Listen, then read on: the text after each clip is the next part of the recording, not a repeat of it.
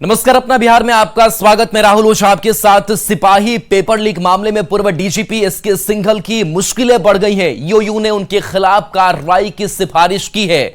बिहार के पूर्व डीजीपी और केंद्रीय चयन पर्षद सिपाही भर्ती के तत्कालीन अध्यक्ष एसके सिंघल के खिलाफ अनुशासनिक कार्रवाई की अनुशंसा की गई है। ईओयू के एडीजी नैयर हसनैन खान ने यह अनुशंसा करते हुए पेपर लीक मामले को लेकर पूर्व डीजीपी एसके सिंघल के खिलाफ तमाम साक्ष्यों का उल्लेख करते हुए डीजीपी को पत्र लिखा है। ईओयू की एसआईटी की रिपोर्ट में एसके सिंघल को दायित्वों का निर्वहन नहीं करने के मामले में एसआईटी ने दोषी पाया है। जांच के दौरान एसके सिंघल से ईओयू की टीम 3 से 4 बार पूछताछ कर चुकी है। इस दौरान कई तथ्यों पर उन्हें दोषी पाया गया। ईओयू एसआईटी के अनुसार पेपर लीक कांड केंद्रीय चयन पर्षद सिपाही भर्ती के तत्कालीन अध्यक्ष पूर्व डीजीपी एसके सिंघल की लापरवाही से नियमों और मानकों की प्रत्यक्ष अनदेखी की गई।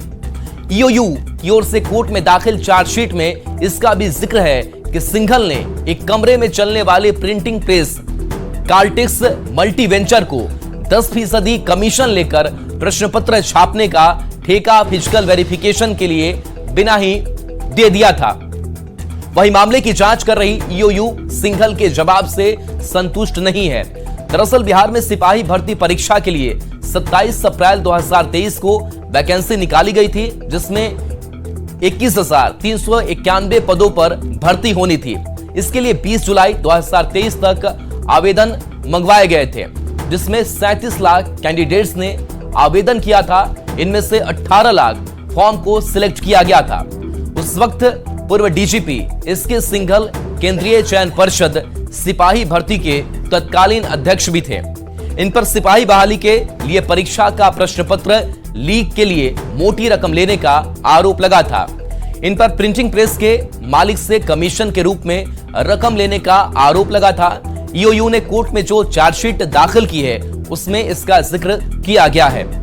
जांच टीम पूर्व डीजीपी और तत्कालीन अध्यक्ष के अकाउंटेंट और उनकी पत्नी सुनीता सिंघल से बैंक खातों को भी खंगाल रही है।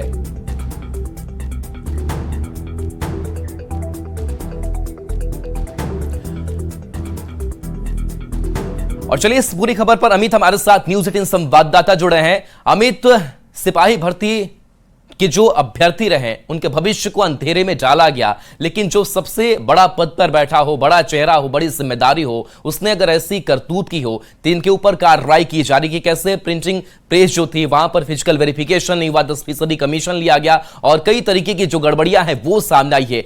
इसके सिंघल पर अब किस तरीके की कार्रवाई आगे? देखिए, इस पूरे मामले में जो ईओयू की एसआईटी की टीम है उन्होंने अपना जो अनुशंसा है वो डीजीपी को कर दिया है और अब डीजीपी जो है इस अनुशंसा पत्र को आगे सरकार के पास जो है भेजेंगे और सरकार ये तय करेगी कि जो अनुशासनहीनता इनके तरफ से बरती गई है, पूर्व डीजीपी और सिपाही चयन परिषद के जो तत्कालीन चेयरमैन थे संजीव कुमार सिंघल, उनके विरुद्ध क्या एक्शन लिया जाए, क्या कार्रवाई की जाए। लेकिन सबसे बड़ी बात है, बिल्कुल सही कहा आपने, कि जो अभ्यर्थी थे जो राज्य की सेवा करना चाहते थे, अपने वतन की सेवा करना चाहते थे, बदन पे वर्दी चाहते थे और उन लोगों ने कड़ी मेहनत मशक्कत की थी। और जब ये परीक्षा शुरू होने वाली थी उससे पहले ही यह पूरा धांधली जो है वो रचा गया। और धांधली में जो है सबसे बड़ा भूमिका जो है वो किसी और की नहीं बल्कि तत्कालीन जो चेयरपर्सन थे बिहार सिपाही चयन परिषद के, उसके जो चेयरमैन है संजीव कुमार सिंघल, वो थे। और वो कोई और नहीं बल्कि सोचिए कि जब वो राज्य के डीजीपी रहे हैं, लंबे समय तक बतौर आईपीएस उन्होंने काम किया, तो सिपाही और उससे जुड़े जो कर्तव्य हैं वो कितने महत्वपूर्ण हो जाते हैं राज्य के लिए। इसको न सिर्फ उन्होंने नजरअंदाज किया बल्कि जो पेपर लीक करने वाले जो लोग थे उनसे उन्होंने गहरी पैठ बनाई और उनके जो गेस्ट हाउस है वहां जाकर के उन्होंने रहा और आगे जो लाभ है उन्होंने उठाया। हालांकि वित्तीय जो है अनियमितता की जो बात कही गई थी उसके प्रमाण ईओयू के हाथ नहीं लगी है। लेकिन बाकी जो तथ्य सामने आए हैं, जो पूछताछ किया गया ईओयू की तरफ से जो जानकारी मिली है उसके मुताबिक 3 बार आर्थिक अपराध इकाई की जो एसआईटी है, जिसको डीआईजी मानवजीत सिंह ढिल्लो जो है वो लीड कर रहे थे, उनकी टीम जाकर करके उनसे 3 दफा पूछताछ की। तीनों बार जो है वो माकूल जवाब उन्होंने नहीं दिया एसके सिंघल ने, और कहीं कहीं जो एसआईटी थी उन्हें भटकाने की कोशिश उनके द्वारा की गई। लेकिन एसआईटी जो है वो बड़े ही तार्किक तरीके से इस जांच को आगे बढ़ा रही थी और लगातार जो तथ्य हैं उसे जुटा रही थी। और जो प्रिंटिंग प्रेस के जो मालिक थे, कर्मचारी थे, या दूसरे जो लोग इस पेपर लीक से जुड़े हुए थे, उन सभी को गिरफ्तार किया एक एक करके और उनसे पूछताछ की। पूछताछ के दौरान जो है कई लोगों ने यह स्वीकारा कि इसके सिंघल जो है वो उनके साजिश पे ही और उनके जो सह पे ही ये पूरा पेपर लीक हुआ था। और बाद में इस पेपर परीक्षा जो थी सिपाही पेपर का, उसे रद्द कर दिया गया था और फिर यह परीक्षा इस वर्ष आयोजित की गई है। लेकिन सबसे महत्वपूर्ण बात है कि जिनके ऊपर ही जिम्मेवारी थी और जिन्होंने ही अनुशासनहीनता किया, अब सरकार उनके विरुद्ध क्या एक्शन लेती है, क्योंकि लगातार देखा जा रहा है कि बिहार सरकार जो है संजीव कुमार सिंघल पर मेहरबान है। कुछ ट्रांजैक्शन को लेकर भी बड़ा खुलासा हुआ है, जिस तरह से प्रिंटिंग प्रेस जो कार्टेक्स मल्टीवेंचर था वहां से कहा गया कि 10% कमीशन जो है वो लिया गया, जिस एजेंसी को काम दिया गया उस पर भी कई घालमेल जो है वो किए गए। ट्रांजैक्शन को लेकर के वित्तीय तौर पर क्या अनियमितताएं सामने आई हैं? देखिए, सबसे अहम बात है कि जो खबर है उसके मुताबिक अभी तक जो है वित्तीय अनियमितता से जुड़ा हुआ कोई साक्ष्य आर्थिक अपराध इकाई की जो एसआईटी है उसके हाथ नहीं आई है। हाँ, जरूर जो गिरफ्तार लोग थे, चाहे प्रिंटिंग प्रेस के मालिक हैं, कर्मचारी हैं, या दूसरे जो पेपर लीक कांड से जुड़े हुए जो लोग हैं, जैसा उन्होंने पूछताछ के दौरान स्वीकारा। लेकिन जब बात आई थी कोर्ट में जाकर के बयान देने की, 164 का बयान उन्हें देना था और एसआईटी उन्हें जब कोर्ट ले जाने के लिए निकल रही थी, तब उन्होंने हॉस्टाइल कर गया और जो गवाह बनना चाहते थे, सरकारी गवाह बनने को तैयार थे एसके सिंघल के खिलाफ कि वित्तीय अनियमितता उन्होंने की है, चूंकि प्रमाण नहीं है एसआईटी के पास, ईओयू के पास लेन देन का, तो जाहिर सी बात है कि एक बयान जो है वो बेहद महत्वपूर्ण होता है। और उन लोगों का बयान था जिन्होंने इस पेपर लीक कांड में अहम रोल अदा किया है, चाहे प्रिंटिंग प्रेस का मालिक या दूसरे कर्मचारी। बिल्कुल अमित, इस पूरी कार्रवाई पर नजर बना करके रखिए, अपडेट आगे भी लगातार आपसे लेते रहेंगे। बहुत बहुत शुक्रिया फिलहाल इस खबर के लिए। बढ़ेंगे आगे। हर साल बिहार में नदी किनारे के इलाकों में रहने वाले लोगों को कटाव का दंश झेलना पड़ता है।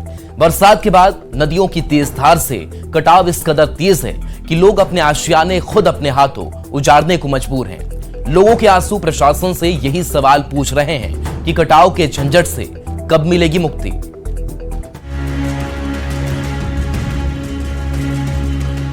बेतिया में गंडक नदी ने रौद्र रूप धारण कर लिया है, जिसकी वजह से बैरिया के सूरजपुर पंचायत के सिंगही में तेजी से कटाव हो रहा है। नदी के किनारे बसे कई घर पानी में समा चुके हैं। कटाव इस कदर तेज है कि लोग अपने बनाए हुए आशियाने खुद से तोड़ रहे हैं। स्थिति तो यही है कि सब कोई काम हो रहा है, इससे कोई फायदा नहीं है झाड़ी डालने से दूसरे के, तो झाड़ी डालने पे तो भी कटाव कर रहा है, बहुत तेजी कटाव कर रहा है, इस पर कोई फायदा भी नहीं है। तेजी से कटाव है, बहुत तेजी से कटाव हो रहा है। हम लोग घर था यहीं पे, सब घर कट गया, इधर यहीं पे था, ये सब चला गया अंदर, पानी में अंदर चला गया, सब घर ही था। जो कटाव भी कर रहा है, लगातार कटाव हो रहा है, प्रशासन की तरफ से क्या व्यवस्था किया है? कोई व्यवस्था नहीं है प्रशासन की तरफ से। गंगा नदी का जलस्तर अब घटने लगा है। नदी के तेज बहाव के कारण कटाव की समस्या बढ़ गई है। भागलपुर में कटाव के कारण कई लोगों के घर उजड़ गए, कई लोगों को पलायन करना पड़ा, तो कुछ लोग अपने ही हाथों अपना आशियाना उजाड़ने के लिए मजबूर हैं।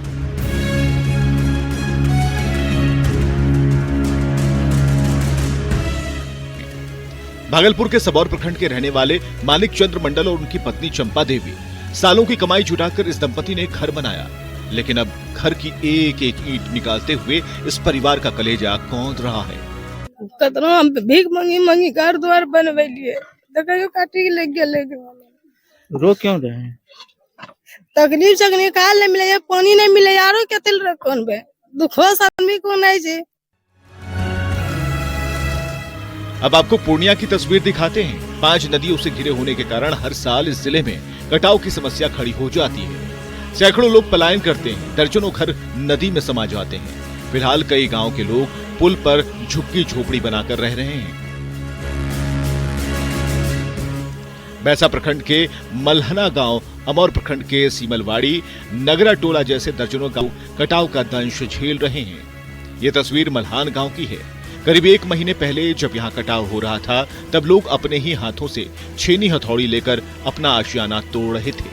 अब ज्ञानडोब पंचायत का पठान टोली पुल कटाव पीड़ितों का आशियाना है। क्या हालत बहुत खराब है सर, इतना खराब है कि बोलने का बात नहीं।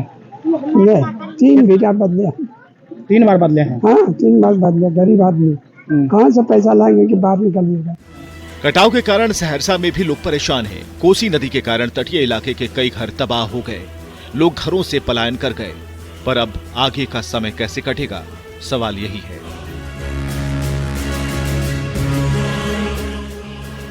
ये छोटे बच्चे और ये महिलाएं अपना घर बार छोड़कर यहाँ किसी और के घर शरण लेने आए हैं, क्योंकि इनका घर कोसी नदी निकल गई है। सहरसा जिले के नौला पंचायत के रसलपुर गांव में पूरा का पूरा महादलित टोला कोसी नदी में समा गया। यहाँ का जो भी जनता है महादलित का, सब दूसरे का शरण लिया हुआ, दूसरे दरवाजे पर है। अच्छा, खाना पीना बच्चों का कैसे हो रहा है? कुछ नहीं मिल रहा है, कुछ नहीं। अपने इधर उधर से कहीं पर जब खाना भी बनाता है तो वो लोग बोलता है भैया आप यहाँ से मेरा जगह को खाली करो। और यहाँ कोई देखने वाला, यहाँ का जो भी नौला पंचायत या प्रखंड का प्रतिनिधि है, कोई देखने वाला नहीं है महादलित टोला को। जो महिलाएं खाना बना रही हैं दूसरे दरवाजे पर, दूसरे के दरवाजे पर बना रहा। सर अभी हम आए हैं, आज इससे परसों रोज फिर भी आए थे, चौथे रोज भी आए थे। तस्वीरें चाहे भागलपुर की हूँ, पूर्णिया की हूँ या फिर सहरसा की, कटाव थमने का नाम नहीं ले रहा। लोगों की परेशानी कम नहीं हो रही। ऐसे में प्रशासन से निराशा हाथ लगने के बाद लोग खुद ही राहत बचाव कार्य में जुट गए हैं। आशियाना बचाने की जद्दोजहद यूं ही जारी है। सभी की एक ही पुकार, कटाव से बचाओ सरकार। Bureau report, news 18।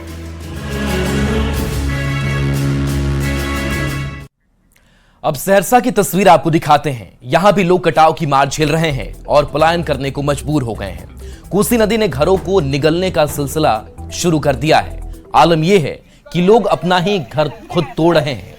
नौला पंचायत के रसलपुर गांव के वार्ड नंबर 13 से भी कुछ ऐसी ही तस्वीर सामने आई है, जहां महादलित टोला के 24 से ज्यादा घर कोसी नदी में समा चुके हैं। रसलपुर गांव में कटाव पीड़ित से बात की सहरसा संवाददाता कुमार अनुभव सिंह ने।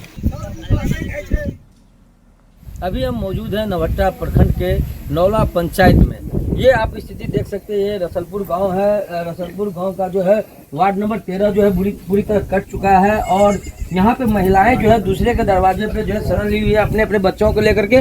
देख सकते हैं यहाँ खाना बना रही हैं, एक जगह एकजुट होकर सभी महिलाएं अपने बच्चे लोग लेकर के बैठी हुई हैं और किसी तरह अपना जीवन यापन कर रही हैं। और यहाँ पे स्थानीय लोग मौजूद हैं, उनसे बात करना चाहेंगे। ये बताइए किस तरह की परेशानी है, कितना घर कटा होगा लगभग? करीब 2 दर्जन से अधिक घर कट चुका है। 15 रोज पहले जब घर के समीप कटिंग था तो फोन किए इसी साहब स्कूटी साहब को, तो सर यहाँ घर कट रहा है, 2-4 घंटा में घर कट जाएगा, आप आइए एक बार जायजा ले लीजिए स्थल का। बोले आ रहे हैं। जब 2 दर्जन घर कट गया उसके बाद आए, 1-2 दिन रेटिंग करवाए, उसके बाद सब चले गए। कोई यहाँ स्टाफ। अभी क्या स्थिति है? अभी बहुत भयावह स्थिति है। इधर भी घर कट रहा है, यहाँ क्या कहते हैं इधर भी सारा कुछ कट रहा है। ये महादलित टोला हालात है यहाँ का तो कम से कम 2 दर्जन घर से ज़्यादा कट चुका है। हम नौला पंचायत के वार्ड नंबर 8 का सदस्य हैं, लक्ष्मण महतो। जब हमें पता चला तो हम बार यहाँ आकर के देखे, स्थिति इन लोगों का बहुत खराब था। 13 नंबर वार्ड कट करके 12 नंबर में भी भीड़ गया है और यहाँ का जो भी जनता है महादलित का, सब दूसरे का शरण लिया हुआ, दूसरे दरवाजे पर है। अच्छा, खाना पीना बच्चों का कैसे हो रहा है? कुछ नहीं मिल रहा है, कुछ नहीं। अपने इधर उधर से कहीं पर जब खाना भी बनाता है तो वो लोग बोलता है भैया आप यहाँ से मेरा जगह को खाली करो। और यहाँ कोई देखने वाला, यहाँ का जो भी नौला पंचायत या प्रखंड का प्रतिनिधि है, कोई देखने वाला नहीं है महादलित टोला को। अभी तक कोई राहत नहीं मिल रहा है यहाँ महादलित टोला में। जी बिल्कुल, आप सुने जो महादलित टोला जो है वार्ड नंबर 13 पूरी तरह कट चुका है और वार्ड नंबर 12 का भी स्थिति वही बना हुआ है। दूसरे के दरवाजे पे जो है लोग किसी तरह महिलाएं खाना बना रही हैं, लेकिन जिला प्रशासन की ओर से जो है राहत सामग्री अब तक जो है नहीं पहुंच पाया है। न्यूज़ 18 के लिए सहरसा से कुमार अनुभव। गोपालगंज में गंडक नदी के कटाव और बाढ़ ने 2500 परिवारों को विस्थापित कर दिया है और परिवार के लोग आज भी सरकार से मदद के इंतजार में हैं। सदर प्रखंड के मकसूदपुर, कटघरवा, भैसही, रामपुर टेंगराही और राजवाही गांव के गंडक नहर के किनारे शरण लिए हुए हैं। मौके से ज्यादा जानकारी दे रहे हैं न्यूज़ 18 संवाददाता गोविंद कुमार। गोपालगंज में गंडक नदी के बाढ़ और कटाव से विस्थापित हो चुके परिवार आज भी मदद के इंतजार में हैं। गोपालगंज के सदर प्रखंड के भैसही गांव, रामपुर टेंगराही गांव, जगीरी टोला, खाप मकसूदपुर और कटघरवा गांव के तमाम बाढ़ से विस्थापित हो चुके परिवार इस वक्त सदर प्रखंड के तुरकहा पुल के पास झुंगी झोपड़ी डालकर गुजर बसर करने को मजबूर हैं। हमनी के घर मलाई टोला मकसूदपुर, हमनी के खेती बाड़ी सब कट गई, गंगा जी ले गई। यहाँ नहर पे आके आ झोपड़ी धके कमात खात बानी सन। यहाँ पर तो कामो कुछ नहीं के मिलत, बहुत मुसीबत बा। कटाव घर कट गया, जमीन भी कट गया, जिमी भी कट गया। हम लोग नहर पर है, परिवार को बाल बच्चा को नहर पर झोपड़ी डालकर रह रहे हैं। हम लोग को कोई इंदिरा आवास, कोई जमीन नहीं मिला अभी तक ले, कोई चीज तक सरकार के। बाढ़ से विस्थापित हो चुके परिवारों की कहानी है, दास्तां है, जिन्हें आज भी प्रशासन की ओर से मदद का इंतजार है। गोविंद कुमार, न्यूज़ 18, गोपालगंज। बढ़ते आगे बिहार में डेंगू मरीजों की संख्या कम होने की बजाय लगातार बढ़ती ही जा रही है और फिर से राज्य भर में 81 नए मरीजों में डेंगू की पुष्टि हुई है। सबसे ज्यादा पटना में 37 नए मरीज मिले हैं और पटना हॉटस्पॉट बन चुका है। एनएमसीएच के डेंगू वार्ड का जायजा लिया हमारे संवाददाता रजनीश कुमार ने। त्योहारों का मौसम आने वाला है, लेकिन डेंगू पर ब्रेक नहीं लग पा रहा है। राजधानी पटना समेत राज्य भर में फिर से एक बार 81 नए मरीजों में डेंगू की पुष्टि हुई है। राजधानी पटना पूरी तरह से हॉटस्पॉट बन चुका है और फिर से 37 नए मरीजों में डेंगू की पुष्टि हुई है और राज्य भर में आंकड़ा बढ़कर अब 1407 तक पहुंच गया है, जबकि पटना जिले में 600 से आंकड़ा पार कर गया है। सबसे ज्यादा पीएमसीएच के साथ साथ एनएमसीएच में जो मरीज हैं वो पहुंच रहे हैं। एनएमसीएच की अगर बात करेंगे तो लगभग 50 बेड यहां पर सुरक्षित जो है डेंगू वार्ड में लगाए गए हैं। 21 मरीज जो है यहां भर्ती हैं, जिसमें महिला और पुरुष दोनों शामिल हैं और स्वास्थ्य विभाग की तरफ से गाइडलाइन भी जारी किए गए हैं, कैसे सावधानी बरतें। इसके साथ साथ अस्पताल प्रशासन को अलर्ट भी किया गया है। अभी पेशेंट की संख्या बढ़ते जा रही है, हर दिन 5-6 का एडमिशन हो ही जा रहा है। मतलब पॉजिटिव लगातार पॉजिटिव लगातार वार्ड से पॉजिटिव आ रहा है, वार्ड शिफ्ट हो जा रहा है डेंगू में। किस वर्ग के ज्यादातर मरीज हैं, किस एज के? ये 25 से 40 के बीच में ज्यादा आ रहा है। 25 से 40 हाँ। और 24/7 जो है डॉक्टर्स के साथ साथ जो पैरामेडिकल स्टाफ हैं, नर्सिंग स्टाफ हैं, उनकी यहाँ पर तैनाती की गई है। कल रात को 8 बजे कल रात में एडमिट हुए हैं। अच्छा, इलाज हो रहा है ठीक से? अभी आज सुबह में अल्ट्रासाउंड होगा, उसके बाद इलाज होगा। अभी तो नहीं बता सकते क्योंकि रिपोर्ट अभी फिर दोबारा इलाज से संतुष्ट हैं, होगा उसके बाद व्यवस्था ठीक है जी। बिहार की राजधानी पटना समेत समस्तीपुर हो, मुजफ्फरपुर समेत कई ऐसे जिले हैं जहां पर लगातार मरीजों की संख्या बढ़ रही है। खासकर पटना की अगर बात करेंगे, रोजाना यहां पर 20 से लेकर 40 मरीज जो हैं डेंगू के मिल रहे हैं। ऐसे में लोगों से लगातार न्यूज़ 18 भी अपील कर रहा है कि पूरी तरह सावधानी बरतें, घर के आसपास पानी जमने ना दें और साफ सफाई पर पूरी तरह से ध्यान दें। कैमरामैन दीपक के साथ रजनीश कुमार, न्यूज़ 18 पटना। मुंगेर की अगर बात करें तो तेजी से डायरिया के मरीज यहां सामने आ रहे हैं। सदर अस्पताल में अब तक 45 डायरिया के मरीज भर्ती हैं, जिनका इलाज किया जा रहा है। सदर अस्पताल के सीएस ने बताया कि इस मौसम में डायरिया का केस काफी बढ़ जाता है और सदर अस्पताल में 45 मरीजों का इलाज चल रहा है। सभी की स्थिति ठीक है, ऐसे में लोगों को खान पान पर विशेष ध्यान देने की आवश्यकता है। खबर समस्तीपुर के सदर अनुमंडल क्षेत्र के मुसरी घरारी थाना इलाके की है, जहां निजी अस्पताल में महिला कर्मी के साथ दुष्कर्म के प्रयास का मामला सामने आया है। मामले में पुलिस ने डॉक्टर सहित 3 लोगों को गिरफ्तार किया है। एएसपी संजय कुमार पांडे ने बताया कि शराब के नशे में फिजियोथेरेपिस्ट डॉक्टर संजय कुमार ने 2 साथियों के साथ मिलकर महिला कर्मी के साथ दुष्कर्म का प्रयास किया, लेकिन महिला ने होशियारी दिखाते हुए डॉक्टर के प्राइवेट पार्ट पर हमला कर दिया। आरोपी फिजियोथेरेपी चिकित्सक डॉक्टर संजय कुमार को बेहतर इलाज के लिए पुलिस कस्टडी में डीएमसीएच भेजा गया है। हालांकि पीड़ित महिला के पिता की शिकायत पर पुलिस ने कार्रवाई करते हुए तीनों आरोपियों को गिरफ्तार कर लिया है। तीनों ने अपना गुनाह भी कबूल कर लिया है। महिला ने डॉक्टर के प्राइवेट पार्ट्स पर जिस ब्लेड से हमला किया था उसे भी जब्त कर लिया गया है। और आइए एक नजर इस वक्त की हेडलाइंस पर।